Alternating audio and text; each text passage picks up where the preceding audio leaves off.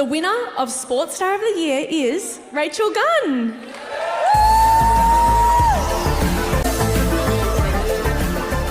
Wowzers, thank you so much. I think it is just so cool that a breaker has won Sports Star of the Year. Like, that's just... a dancer has won it, what? Hi, I'm Renata Bliss and I'm your freestyle dance teacher.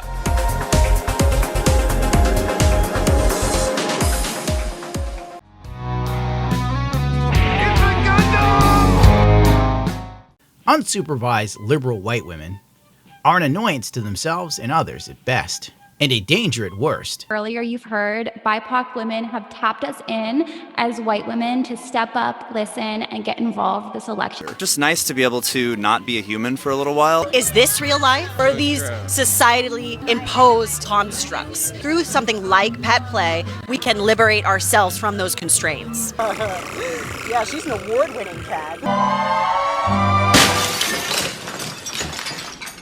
The 2024 Olympics have been a clusterfuck. The opening ceremony was an international debacle. There was something about the food not being very good, so Olympic teams brought in their own chefs. There's no AC apparently in France, which would explain the riots, so Americans started flying in AC units.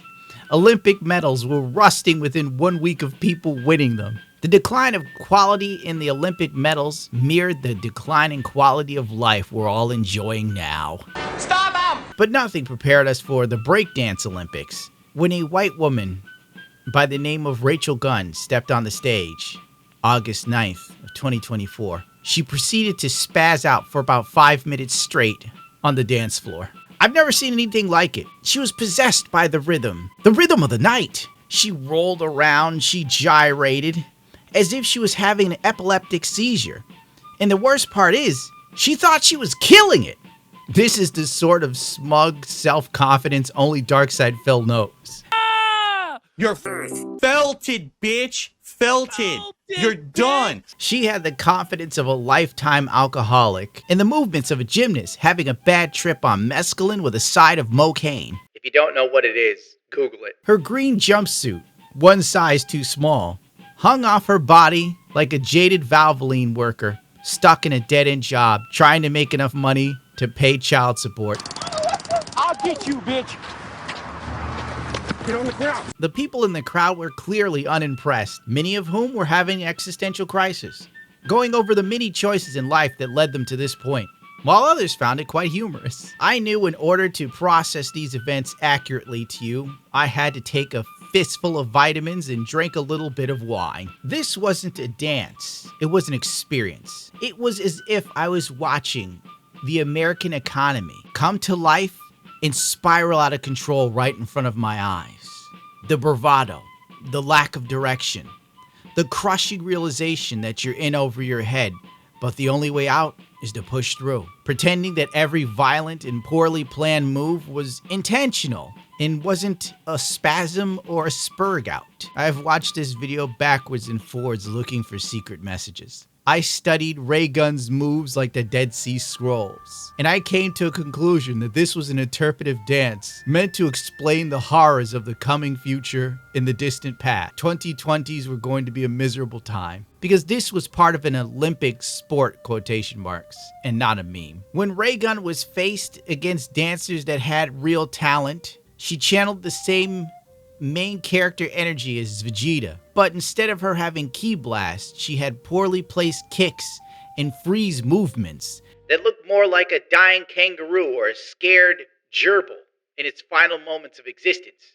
My name's Paul. I've got children. I'm halfway through my Duke of Edinburgh award. Of course, this one move was then cataloged by the internet and turned into a meme that we will see for the foreseeable future. She was placed in Kill Bill, Karate Kid, and Monty Python, just to name a few. It's needless to say that she got 0.0 points. I award you no points, and may God have mercy on your soul. And rightfully so. She wasted her time and everybody else's there. Rachel is the perfect example of how far a talentless white woman can go, because no one will tell her no.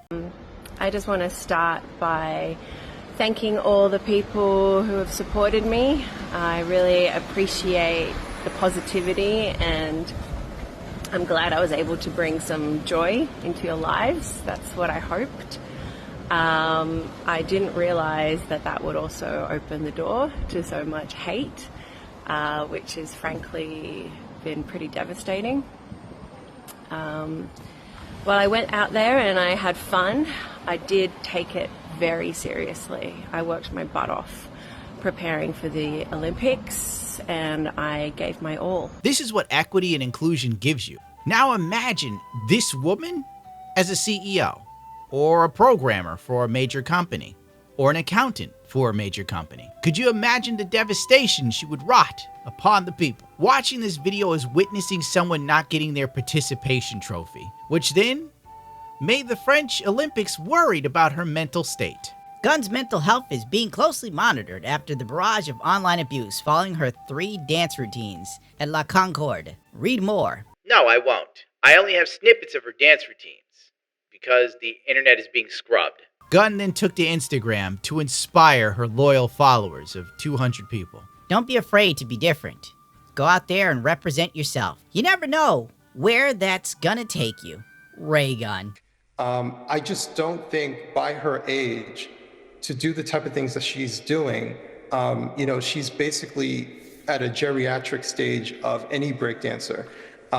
Most cases, being different and going out there and being yourself while also sucking ass tremendously results in getting nowhere but in debt. Raygun is lucky. She got this far, and it may never happen again. Or at least that's what I hope. Twitter and Reddit started taking down her full dance routines, which, honest to God, if I knew it was going to be like this, I would have saved them for you children, because I can't describe it to you. These little clips we got here, it's not enough. You have to witness this. If you ever felt bad about yourself, just throw on Raygun's dance routines and realize you'll never make a mistake this big in your life. But sadly, the internet is gay now. There's no fun to be had. And England is trying to arrest anyone that dares says anything that might hurt someone's feelings. Well, bloody hell. Oh, Reddit also took down the video too. Good lord, it's going to be hard as hell to find this. The entire breakdance performance of the 36-year-old Rachel Gunn, aka Raygun, who received 0 points by the judges. She's a full-time PhD lecturer in cultural studies. Oh my god, that explains why she has the movements of a mother. Afterwards, Anna Marie, ALC Chief de Mission, said Raygun is the best breakdancing female that we have for Australia. God forbid you laugh at a middle-aged woman floundering on the stage and making a fool of herself in front of the entire world. Well, let's watch this video. This old woman tell us why Raygun is a hero for looking like an idiot. What I can say is that I love Rachel, and I think that what has occurred on social media with trolls and keyboard warriors and taking those comments and giving them airtime has been really disappointing. If you don't know Rachel's story, in 2008, she was locked in a room crying, being involved in a male-dominated sport as the only woman. Wow, what a waste. The poor children. You know why she's locked in a room crying in a male-dominated sport? Because she sucks. Like, as a guy, if you suck, you got 2 choices. You nut up or you shut up. You either step up to the plate or you get the hell out. There's no in between. There's no, oh, I was crying in my boudoir because I wasn't able to play b-ball. I stepped away. I didn't have the ups. And it took great courage for her to continue on and fight for her opportunity to participate in a sport that she loved. You have to understand, Raygun's mother had fibromyalgia, so she had to dance to escape the pain. So it was really unfair that people online started to laugh at her because she looked like a gint. And that got her to winning the Olympic qualifying event to be here in Paris. She is the best breakdancer female that we have for Australia. Now you look at the history of what we have had as women athletes has faced in terms of criticism, belittlement, judgment, criticism, and simple comments like they shouldn't be there. 100 years ago, leading into Paris 1924, Australia sent a team of 37 athletes. None were women. Of course, they're ignoring the fact that women online were also saying that Raygun's dance routine sucked. No one is saying anything bad about the American Latin girl that made Raygun look like a damn fool. The Latin chick comes in, starts bebopping and scatting. She's got rhythm, she's got vibe. Then she does a headstand thingy and holds herself at a weird angle like 90 degrees.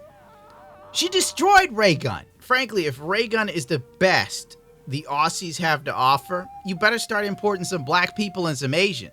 Do something. Athletes, none were women. 100 years later, we have 256 women represented here, and Raygun is an absolutely loved member of this Olympic team. I'm sorry, I hate when women try to explain stuff to you. They try to win an argument by appealing to your emotion. Instead of just going, yeah, Raygun really dropped the ball, she looked like an idiot, that Latin girl danced all over her face. They're like, you have to understand, Raygun. Wrong accent, all right? I can't do an Aussie one. Like, oh, I could feel it in me waters. Raygun had something special she did. I can't do this. I'm Flint Dicker, and you're watching the freaking news. Okay, some more stuff came out about this absolute barnstormer of news. From Autism Capital. Great name. The story of how the Australian woman breakdancer Rachel Raygun, who scored a literal 0 in the Olympics, is fascinating. How did she get there? The too long didn't read. The Olympics outsourced the breakdance qualifications to a third party called the World Dance Sport Federation, who didn't know anything about breakdancing. They wanted to do a ballroom dance. The Olympics said no to ballroom. So World Dance said fine, we'll oversee breakdancing instead. The World Dance didn't know anything about breakdancing, so they outsourced to a smaller orgs local to the country. In the case of Australia, the organization called the Australian Breakdance Association, which was founded by Raygun and her husband, who advised them to partner with this org. Starting to see it? The Australian Breakdancing Association, Aussie Break, runs a competition every year that only has 10 to 15 women show up. Obviously, Rachel wins this, and her husband becomes the team coach. Basically, Rachel elects herself as the Australian Olympic Breakdancer rep, and the rest is history. Nice fat 0 for the history book. Looks like the husband was involved in the dance routine, and he's just as bad, if not worse, than Raygun. This got community noted. I checked the community notes, and one of them wanted me to pay for a subscription to read an article. And I'm not paying just to read about this woman dancing like shit. The other one showed the Australian Breakdancing Association Corporation. I don't see Rachel Gunn's name up here, and I don't know her husband's name. I'm going to assume his last name is the same. But I don't see that. We go further in the tweet timeline, and someone else posts this. It gets even worse. They are DEI stereotype, except it's real. Deterritorializing gender in Sydney breakdancing scene. A B-girl's experience of B-boying. Oh my god. This thesis critically interrogates how masculinist practice of breakdancing offers a site for the transgressions of gender norms. Drawing on my own experience as a female within the male-dominated breakdancing scene in Sydney, first as a spectator, then as an active crew member, this thesis questions why so few female participants engage in this creative space, and how breakdancing might be the space to displace and deterritorialize gender. I use analytic autoethnography.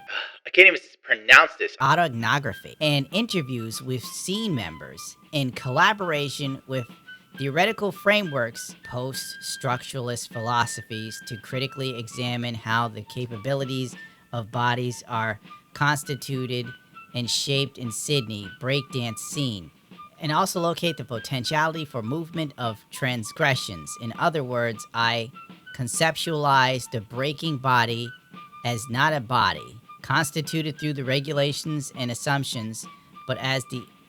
Oh my god, this is stupid. Allegations have surfaced stating that Dr. Rachel Gunn, aka Raygun, manipulated the qualifier, setting up her own governing body, denying grants to underprivileged performers, and allowing her husband to coach the national team. Australians have started a petition demanding an investigation and an apology. It has garnered over 13,000 signatures. Should she be forced to apologize, or was she humiliated enough? Well, people are upset. Will anything be done about it? Most likely not.